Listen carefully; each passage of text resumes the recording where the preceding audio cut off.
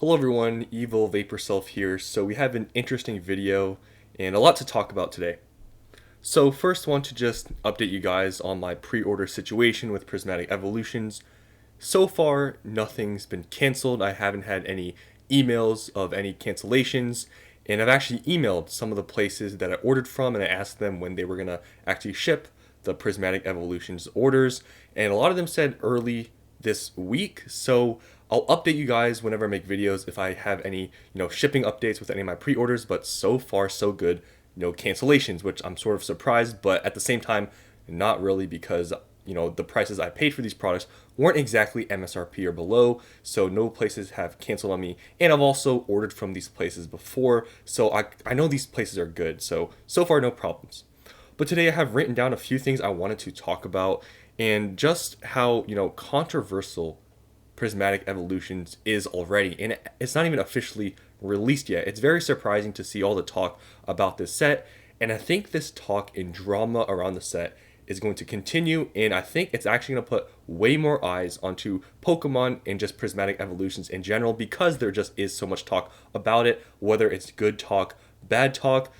Anything that gets talked about a lot, it's going to create more hype around it regardless. I know there's a lot of people saying they're not going to open this set, they're not going to do all these sorts of things, but with how Pokemon is right now and how just everything is going, in this market, I can't see, the hype dying down from Prismatic Evolutions because of whatever XY reason. But I've written down a few things I wanted to talk about. It's just a few, they're just all kind of random. There's no specific kind of, theme to what I want to talk about. But the first thing I want to talk about is, people wanting this Evolving Sky set in Scarlet and Violet. Whether you're a collector or an investor, I think we've all heard about this. Like, I remember when Scarlet and Violet in the beginning, nobody cared for it. Nobody really cared about any of the sets. But as time went on, more sets got released. People started to get, more accustomed to Scarlet and Violet. And it seems like just recently, people have been talking about, what is going to be the Evolving Skies set of Scarlet and Violet. And a lot of people were trying to compare Surging Sparks to Evolving Skies because of the high prices. Some people obviously calling it Vivid Voltage, but everybody was looking for that next Evolving Sky set, it seemed. I know I'm not the only one who actually, heard about this. A lot of people in this whole community were like, is Surging Sparks the next Evolving Skies? What is going to be the next Evolving Skies of the set? It seemed like people were just chasing after this next set to become Evolving Skies. Now, when Prismatic Evolutions got announced and we knew it was going to be an EV set and we knew it was a specialty set, I told you guys, in my opinion, I don't think it's going to be an Evolving Skies level set, even though it's, an evolution set. But looking at, the prices, the problems, the drama with, Prismatic Evolutions, it seems like, at least in the short term, this can be an Evolving Skies level set. Now, I don't think it's still the next Evolving Skies, in my opinion, just because I still think this being a specialty set versus a main set is a pretty big difference.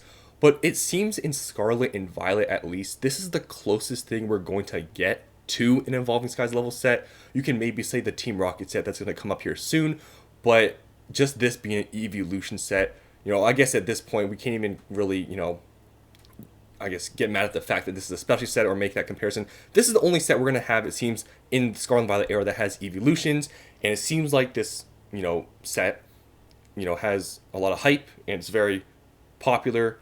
And it seems like everything's expensive. So in my opinion, yes, this is probably the closest set we're going to get in Scarlet and Violet for an Evolving Skies like set in Scarlet and Violet. So people that were saying that, is this the next Evolving Skies, or were speculating what would be the next Evolving Skies, it seems like Prismatic Evolutions is probably going to be the closest thing we're going to get to Evolving Skies in Scarlet and Violet, at least in my opinion.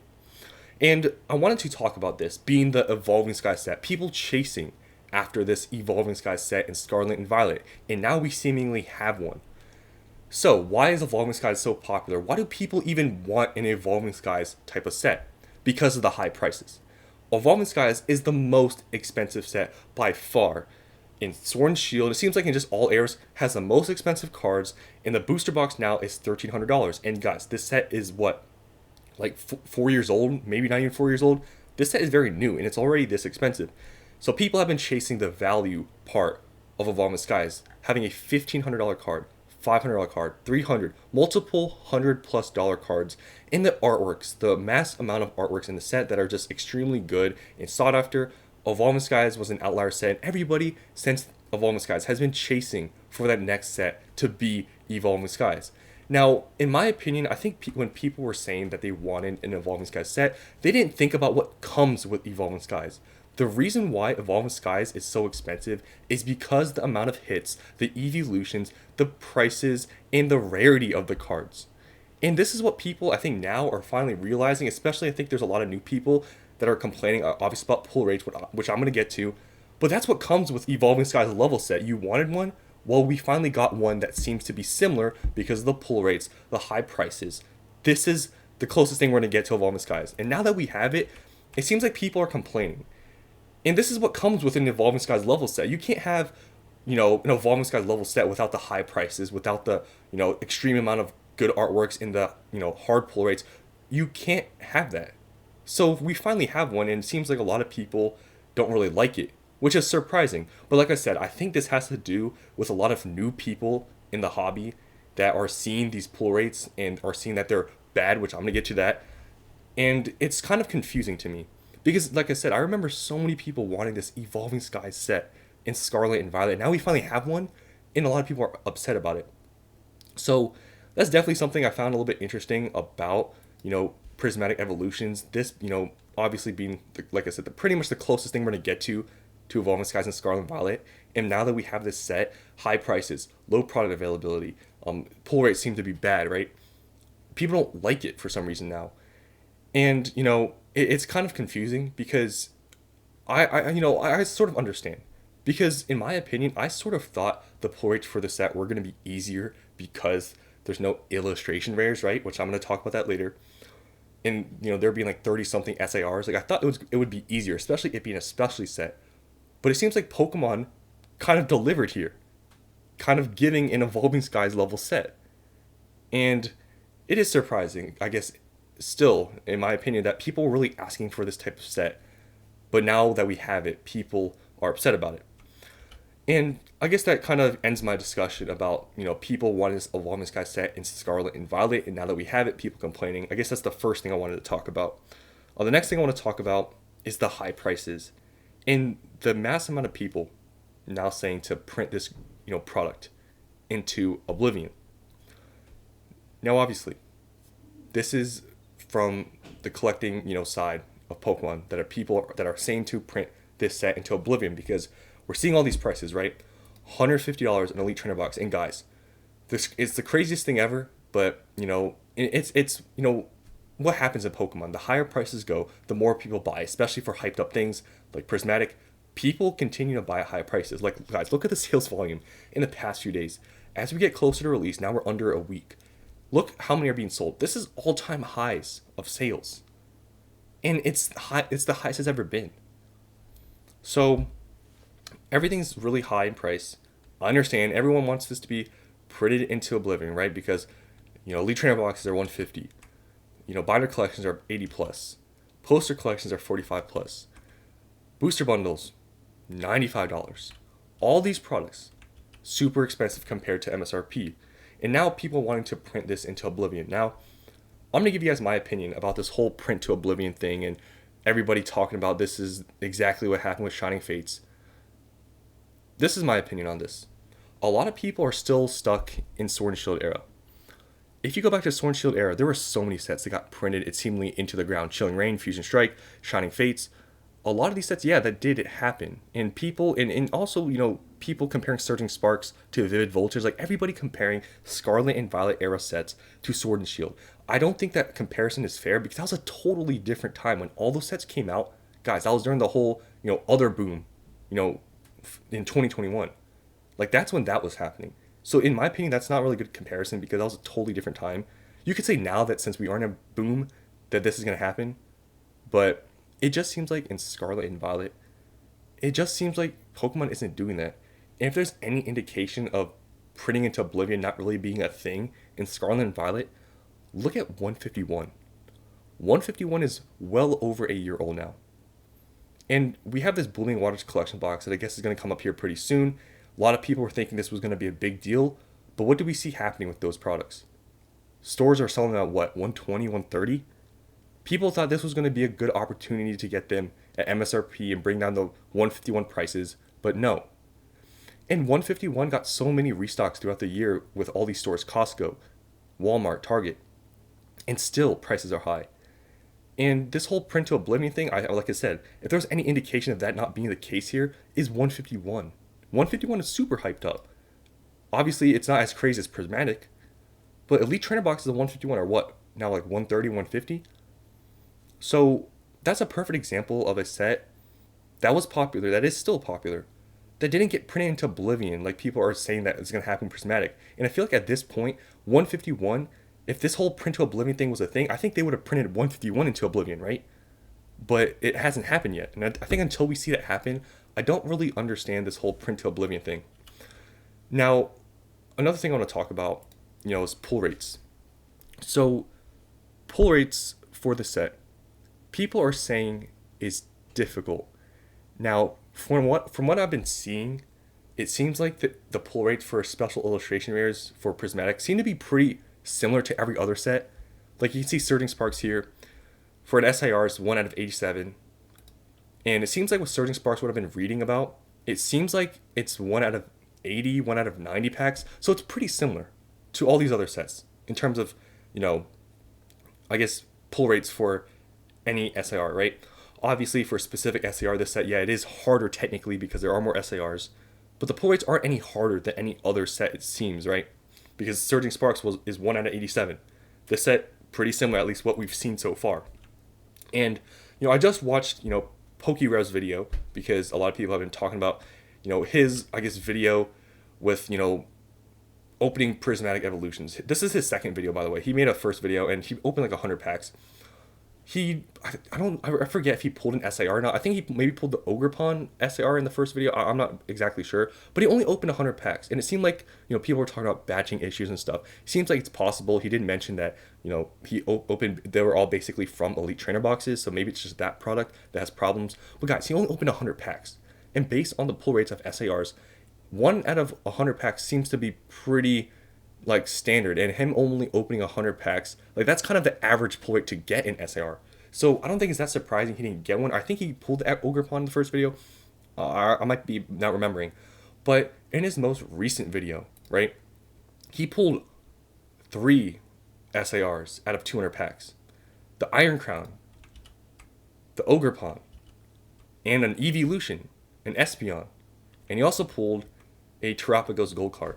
And this is out of 200 packs.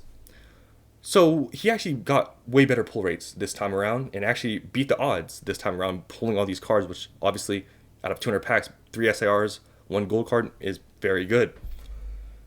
And, I guess also people are saying how hard it is to pull Evolutions. It goes back to the thing of I guess the pull rate, rates or whatever. This set having 32 SIRs, the pull rates are what, 1 out of 80, 90 packs. It's like 1 out of every 2,000 packs to get a specific card or something. So that sort of makes sense. But to pull an SIR, it just seems to be as normal as every other set, which is sort of, it's sort of weird, I guess, that people are saying their pull rates are abysmal in this set, which it seems like they're as hard as other sets.